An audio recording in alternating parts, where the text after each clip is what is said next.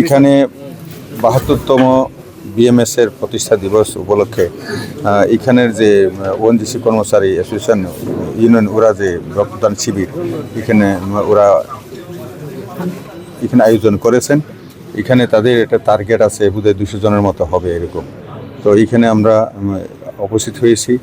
আমাদের আগরতলা মিউনিসিপ্যালিটির মেয়র দীপক মজুমদারজি এখানে আছেন, মাতারবাড়ি কনস্টিটিউয়েন্সির মাননীয় এমএলএ অভিষেক দেব রায়জি এবং অন্যান্য যারা আছে বিএমএসের যারা আছেন সবাই এখানে আছেন, অ্যাসেট ম্যানেজার সহ আছেন।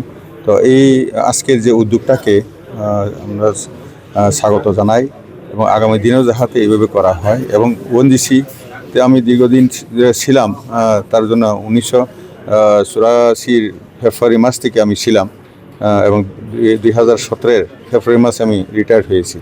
তো এতে আমি দেখেছি যে ওএনজিসি আমি নিজে থাকতেও ওএনজিসি ওয়েলফেয়ার অ্যাসোসিয়েশনের মাধ্যমে বিভিন্ন রকম দুস্থ লোকের বিভিন্ন সাহায্য করা, কাপড় বাটা, তেমন মেডিকেল ক্যাম্প করা এবং বিশেষ করে আই ক্যাম্প করা, অনুগ্রহ দৃষ্টিদান দিল্লি থেকে এসে এখানে ওনারা দিতেন। এতে মানুষের কাছে মানে ওএনজিসির একটা ভাবমূর্তি ভালো একটা, যে ওরা সত্যি সত্যি শুধু ভারতবর্ষের অর্থনীতিকে চাঙ্গা করেন না, তেল এবং গ্যাস, প্রাকৃতিক গ্যাস উত্তোলন করে ওরা মানুষের সাথেও যাতে ভারতবর্ষটাকে সুস্থভাবে নিয়ে যাতে নিরোগ মুক্ত যাতে করা যায় এবং স্বচ্ছতার মাধ্যমে নিয়ে যাওয়া যায়, এটাও ওএনজিসির সেই সমস্ত কর্মচারী ইউনিয়নেই হোক বা অ্যাসোসিয়েশনেই হোক S2 মাধ্যমে করা হয়।